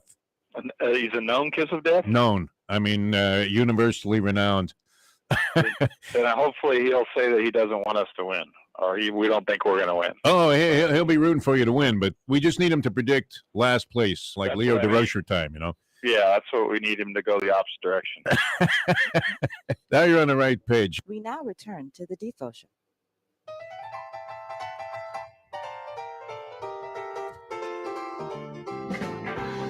All right, welcome back to the show, the Defo Show here on a Tuesday morning. Jeff DeForest and one Mike Lubitz. We do this every day from 7 to 9 Eastern Time on South Florida Live, and you can catch that. Log on, subscribe on Facebook and or YouTube, and we appreciate you guys passing the word. Yes. Right, Lubie? So far, we're putting a torch to, trailblazing a path here towards greatness here on the show. So we appreciate you guys logging in and becoming a part of the program. All right, we talked a little bit about the home run derby earlier. I don't know that it has the same kind of punch that it did maybe a few years ago. Has it lost a little of its steam in terms of being a compelling, like, I have to watch this type of event? I guess if you're at the ballpark, it's great. It did happen here. I didn't get to go to the home run derby at the Miami All-Star game when the Marlins hosted the All-Star game. I'm trying to remember if I was trying to think about it yesterday, if I was at the home run derby or not. Like I thought I was. I think you would remember, Libby. It wasn't that long ago. I was. Well, I was at the All-Star game. I remember being with you. We were at the All-Star game, and the All-Star game was like really boring. It just was. Yeah, it was really boring. I remember the seats were good and the atmosphere was great, but the game itself was sort of eh. Oh my God, nothing was happening, man. Bryce Harper striking out and a couple of pop-ups being hit. It was really, really an ugly ball game. I don't know, and I used to really care about this when I was a kid growing up. I mean, it meant the world to me. Now, you didn't have, and there were always arguments about which league was better, the American League or the National League, and this, was as much of a proving ground for it in the eyes of a lot of fans at the time, especially young fans like me, as was the World Series when it came around, which, of course, the Yankees used to dominate. So you thought, wow, the American League has it all over the National League. But the All-Star game, and when I was growing up in the 50s, they played 2 All-Star games each season. They had, I guess, I don't know if they broke for it all at one time, but there were 2 different All-Star games. And then they cut it back to 1, and it was of great importance. I mean, it was Pete Rose barreling into Fosse and knocking him out of his baseball career, just trying to score a run in the All-Star game. It was contested, and that's, as we've said many, many times, contested in a way that at least was representative of the way the game is played during the regular season, as opposed to the NBA All-Star game where, it's not even token defense, right? Guys there like this. I mean, they watched a guy go to the basket and, do a 360 tomahawk reverse slam dunk and, they're unimpeded the entire time. The NHL All-Star game, I think they did away with the actual game. Lubie, I don't know. What do they do? Does anybody know how they conduct the NHL All-Star game? I thought they have to. Don't they do like the Metro and the whatever versus the whatever? And I don't even know the conferences or divisions anymore in hockey. Like hockey's actually totally confused the crap out of me. Yes. It was, difficult to understand even when they had a 6-team league. And now that they have, 30 teams in a league? Or I want to say 30 NHL teams? Sure. We should know this, right? 30 NBA teams, 30? I used to know all this, but they've MLB teams. Now, they added a team in the NHL, right? The Seattle Kraken became an NHL franchise. So, it could be 31. It could be an odd number. That's very possible. But, we should know this. What's 32. That? 32? I'm 4 divided 8 each. Okay. That's what I feel like I'm seeing. 8 team divisions? I feel like that's what I'm seeing. The Western is Central and the Pacific. The Eastern is the Atlantic and the Metro, and each have 8 from what I'm seeing. I think they used to, remember, Las Vegas came in, So I think they had an even, and then they added Seattle this year, so now they're even again, is what I think. Okay, all right. So now they have 32 teams? Yes. Holy moly, right? NFL, 32 teams, right? All right, so you got 30 and 30 in the NBA and the Major League Baseball. With no talk of expansion, by the way. No. In either of those two leagues. If anything, you would think there would be. I remember when there was talk of contraction. What with the Marlins? Marlins a very hard franchise to peg. I know Eric is, a giant Marlins fan. He thinks that Donnie Baseball is the reason that they're not very good. Well, and I like Donnie, but he at some point, it's not his fault. But at some point, you're sort of like, okay, what are we doing? It's not working, right? Yeah, I mean, it's been a while now. I didn't buy it when he lost the Dodger job, and they were primed and ready to win. Yeah, and he came close a couple of times, but wasn't able to win a World Series championship with the Dodgers with an absolutely loaded team. A team that was expending gargantuan sums of money, and anybody that was out there on the market, they kind of became what the Yankees were. Yep. With Steinbrenner, right? Like anybody that was on the market, they were ending up with the Dodgers. A very attractive destination for a baseball star because they do love their baseball there in Los Angeles. Still a big baseball town, as is New York, as is Boston. Guess what? Is Cleveland considered a big baseball town at this stage? I don't know. St. Louis is a big years of mediocrity, my friends. Yeah. It was years of mediocrity. You can hear Facenda talking about it. That eventually poisoned the fans and forced them into a position of just rampant and total indifference. You're like, what? That's us, though. I mean, that's us in South Florida. I mean, it's so indifferent. Crowd's pathetic. I don't know what they list them as, but really almost 0.0 interest in the baseball team. And I don't know. What do they do to get out of this cycle at this point? They've tried a zillion different things. Win, but with what? That's the question. I mean, pitching and no hitting. You got a ballpark that Dave Kingman would struggle to put the ball into the left field seats. I guess that's the one place you can hit a home run, right? Because in right field, almost impossible. You don't get a lot of power statistics being generated in Marlins Park and Lone Depot Park at this point. It's never going to catch on, right? I mean, as long as this keeps spinning its wheels like this. Yep. When do you think you'll ever see it? There will never be a day, I don't think, where this generates any kind of excitement in this city, unless what they find out of nowhere. I mean, this J.J. Bleday starts hitting 60 home runs a year when he comes up from the minors. Supposedly he's coming up finally this year. Well, look, you had it with Stanton was the kind of guy. And had it for a while, yeah. So Stanton, like people love the long ball. He's a Paul Bunyan-esque dude. 59 homers. He was an MVP. I think he was an MVP, didn't he? Like you had that guy, and that's the kind of guy that he drew. People would talk about Stanton. People would talk Jose Fernandez, the other end. That's the thing with Alcantara. Like what sucks about him is he's not like sizzling. He's not like fun. I've never heard him talk. I don't think his English. He's very mild-mannered. He does speak English. Yeah, I saw an interview with him. He's very humble, Alcantara, and is not overwhelmed by his success. Is kind of like takes a point of almost complete humility about it. Although very confident, he comes across as being confident that his stuff is top-notch. And they did ask him in this particular interview. I saw him interviewed before the All-Star game. As I guess he had another one of his stellar performances and was lifted from the game. And they asked him about starting in the All-Star game, and, he handled it like a champ. Wasn't going to be upset if it didn't happen, or seemingly so. And I don't know. Those are the kind of issues. Remember, who was it that sat the bench? Jim Fregosi was managing the All-Star team for the National League, and he was the Phillies manager at the time, and I believe it was Jeff Conine. Was it Conine that didn't get into the All-Star game? Yeah.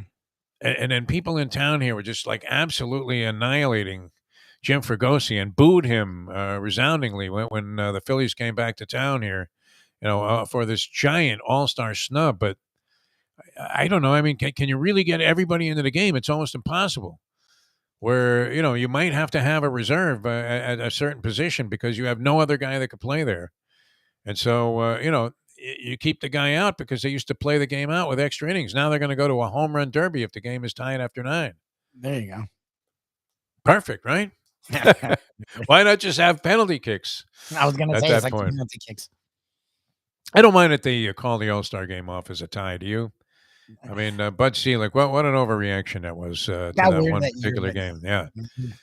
Were they trying to make it have more significance? As I said, I really, I don't know. Is somebody, going to go out there and bet tons of money on the All-Star game tonight? Oh, Jesus. Doesn't the American League, trounce the National League every year at this point? Yep. Yeah. Usually. Yeah, they do work. Yep. So we'll see what happens. By the way, that Shohei Ohtani was not. That wasn't a favorite to win the All-Star game MVP. That was for the American League MVP. Makes sense. I don't know how you would bet on who's going to be the All-Star game MVP, but I mean, I would imagine somebody's taking action on it somewhere. But how would you determine that? Do they give it to Kershaw if he goes 2 shutout innings and the National League wins? Exactly. Right. They'll dig up Tommy Lasorda's body to present the award there at Dodger Stadium. But no, good fans there, though, Lubie. I know the LA fans get knocked for showing up late and leaving early, but they do pack it for Dodger games, and for good reason. The team's very good and has as much a shot as anybody, including the Yankees, of winning a World Series this year. Dodgers-Yankees World Series, chances. Mike Lubie Lubitz. Dodgers-Yankees, teams with the 2 best records in baseball right now. Do you foresee that happening? No? All right. I think that's what's interesting is the Astros are at some ridiculous pace, but the Mariners have now won 14 in a row. And it's funny that they won 14 in a row and they're still 8 back. But I'm curious if that division tightens a little bit. The Yankees are running away with their division and the Dodgers are going to run away with theirs. So it feels like those two are going to clash, which would be cool. That's the kind of World Series that the lay fan may actually watch. Like if you get Dodgers versus Yankees, old school. Always great. Lore, both can hit. Both are randomly pitching, even though the Dodgers, I thought, lost all their pitchers. So like that's the kind of World Series that Major League Baseball is yearning for. We'll see if they get it. The NL, I guess the Braves just are so consistent. I just don't know I think the Mets will win the division. I don't know if they'll do much in the playoffs. Like I think the Mets get against the Dodgers, and I think the Dodgers have been there so often. I don't know. There's Yankees are on a collision course. That's sort of what it feels like. All right, Mr. Chalk. Yeah, I know. I put you up to it. Yeah, I mean, it's just what it feels like. It sort of feels I don't know. I'm not sure. It never seems to work out that way, right? Somehow the Twins get in there. They get hot in the playoffs. They have the hot goaltender. That's true. Like my Minnesota Wild. All right, we're coming back with more. I'll be at Costa's later on, 12 o'clock today. You can come on out. That's Costa's Greek Eatery. Yes, sir. I believe that's how they position themselves. But just a damn good Greek restaurant, man. Beautiful. Anything that you want there, too. They have all the traditional dishes. And, man, they do a lot with spinach, the Greeks. Really big with spinach.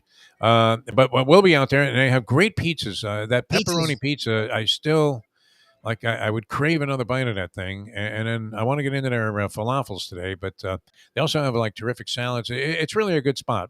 Coldest beer that I've ever had in any kind of place, establishment like that. So that's another big plus.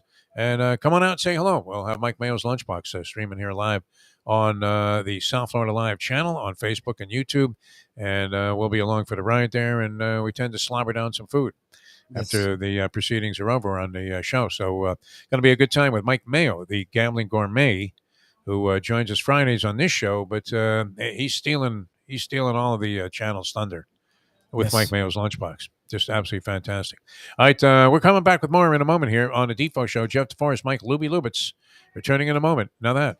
The time. It's 8:43. Ponies in Style at Champions, the outstanding simulcasting room at beautiful Hialeah Park.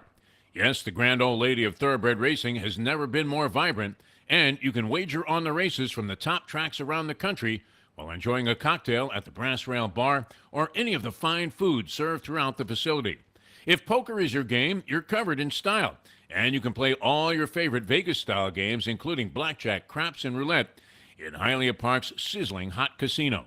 Get a player's card when you walk through the door for all kinds of generous amenities, including our favorite, free play, when you come out to the ultimate casino and entertainment destination, Hialeah Park. Hey folks, Tony Segreto here. You know, since day one, Catholic Health Services has been part of Old School. And since we've started letting people know about them, it's changed their lives. You see, Catholic Health Services, while being recognized as one of the top places for stroke rehab in the country, it's also about a group of people who not just excel in what they do, from the doctors to the nurses to the therapist, on and on and on. It's how they do what they do every single day that separates them from the pack. They do it with a passion, unmatched, and the inclusion of family in every step of the process.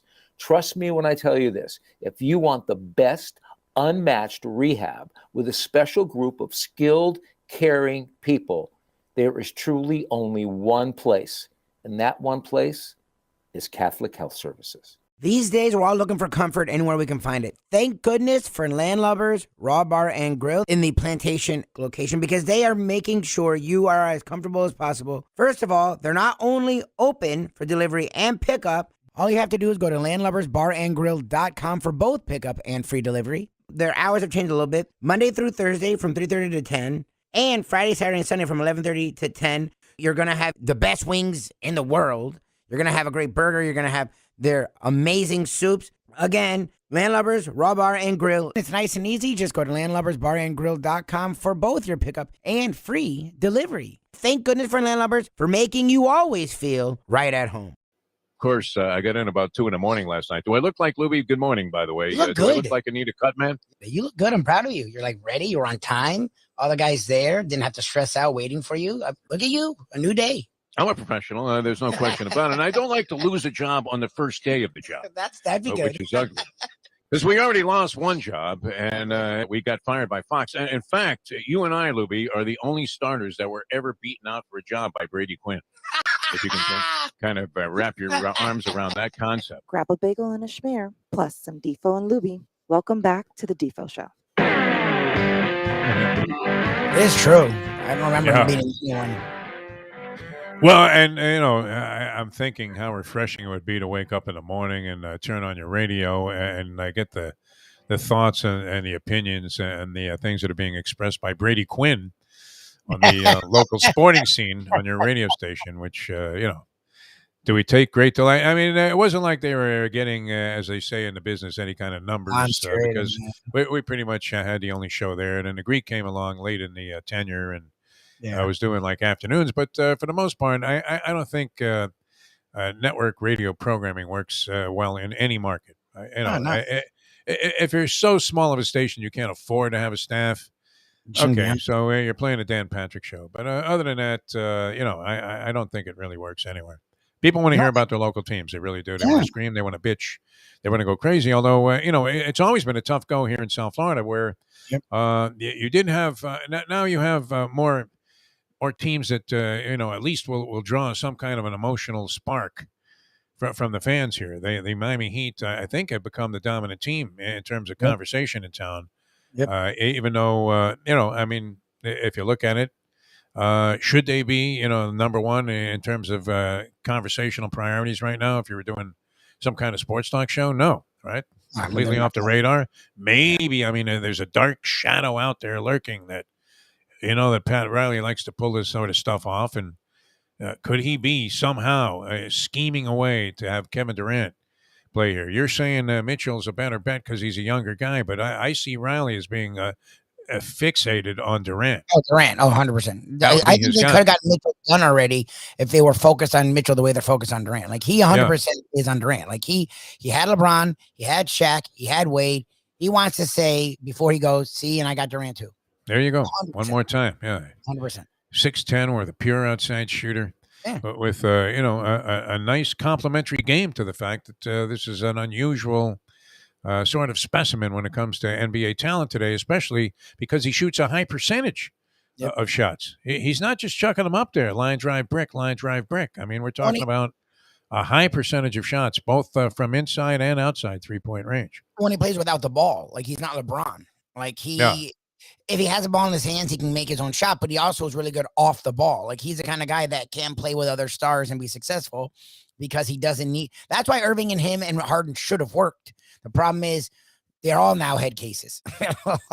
Durant become a head case at this point. So, like, that's why you're thinking, if you're the Heat, if he's in an organization like this, like he was with the Warriors in the beginning, where he would be focused and this and that. I just don't know what it's going to take to get him. And then the Nets, what the Nets want, I don't know if anyone has. And I think the Nets are making it to where he has to stay. We'll see how happy he is. I don't know.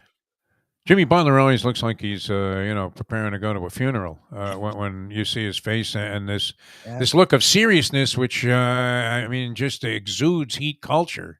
Yep. You would think that Durant, after being with a bunch of flakes, with the Brooklyn Nets, including, the ultimate space cadet there, Kyrie Irving, in and out of the lineup because of his issues with the vaccine and whatever, but nonetheless, unavailable. And then when he was around, there were glimpses of excellence, and then a lot of futility. And James Harden, who now, what happened to James Harden? Did he get hit in the head with the benevolent stick? Yeah, he's serious. He just wants to win, and he's forsaking $47 million that he could have opted into, and says, "Just pay me whatever you have left after you put a great team together." Yeah, I don't think it's that. He's giving up about 15 million. He's in shape. He's giving up meatballs. Whatever it is that he was chowing down on before. He was getting Butterbean-esque, was he not? Yes. James Harden looked like a smaller version of a bloated Shaq when he was playing last year. He was that big. And we know that he could serve different purposes, which, it was exceptional to see how well he distributed the basketball when he first got to the Brooklyn Nets. And you thought, wow, he's going to capitulate to Irving and also Kevin Durant. And this is going to be unbelievable. But they couldn't hold it together. Goran Dragic had an interesting comment about it. Goran Dragic, now departed. And where did he end up, Dragic? With the Timberwolves or something? Chicago Bulls. But he wants to be back here. He wants to finish here. He never wanted to leave. He loves Mike. He loves. Well, he's not coming back. He just signed with somebody. I want to say.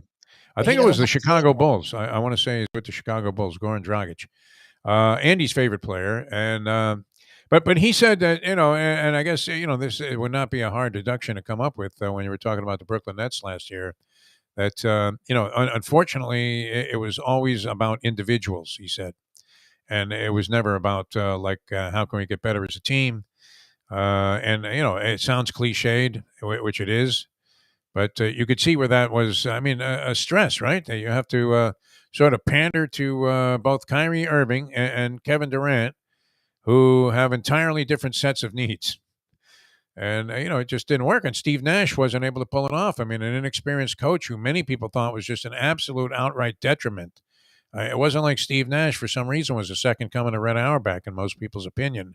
I don't know that I saw enough of the Nets in action, and especially with the three playing well together and all healthy at the same time, to make a judgment. Would it not have been a lot easier for Steve Nash if those guys just meshed together well? He would have looked like, some kind of Frank Vogel type of genius. Yeah, Vogel. I was going to say Vogel. Yeah, who 2 years later, couldn't find his way into the postseason. Because all of a sudden he was dealing with some adversity. He didn't have Anthony Davis and LeBron at an even higher peak than they are now. And of course, the Westbrook thing turned into, just an outright disaster. But I don't know. They stay prominent. It's unfortunate, really, as we were talking about earlier. Trying to address the baseball season here in South Florida is you whiffed on a couple of guys we were going to have talking about the Marlins, but there's little there. It wouldn't matter. And it really is tragic when they pan the crowd there in the stands. With apologies to our good friend Tommy Hutton, Craig Minervini, who we tried to get on the show today, and they all, just ran out of town the minute they had the opportunity. Yeah. But what is Minervini doing though? He's vacationing in Idaho. He sent me pictures. I can post them on socials. I wake up to a text, on vacation in Idaho. What were you thinking? I was like, what? What's in this? You were thinking, I'm crazy. I don't even understand. I'm like, who vacations in Idaho? Like, I know we live where people vacate. So now you're going where people live? Is that what it is? Are you inclined to pay any attention to this year's NFL preseason activity? Are there... if we're watching the Miami, I would imagine the Miami Dolphins will look great in the preseason. Great. How much? They go 3-0 with How much are we going to see though? Now that there's only 3 games, they never play the guys. The real players barely play in the preseason. They use the first 4 games as the new preseason. So it's I don't expect much from the preseason at all. And the wild card is we have no idea whatsoever what to expect from this coach, Mike McDaniel. Oh, no. He could be anywhere in the range from like Coco Cameron to Nick Saban. I mean, and there's a wide range in between. You certainly have to, and here we go. We're going to use that word that should be right under the big IF on the eye chart of degeneracy. The next line should be HOPE. In fact, you have to hope that this thing works out, right? I mean, it's Dusty Springfield time, right? Wishing and hoping and praying. But and you need to see, like, can you put pressure on a guy to be really great at this job immediately? Head coach, NFL. No, that's the problem. He's going to have to be.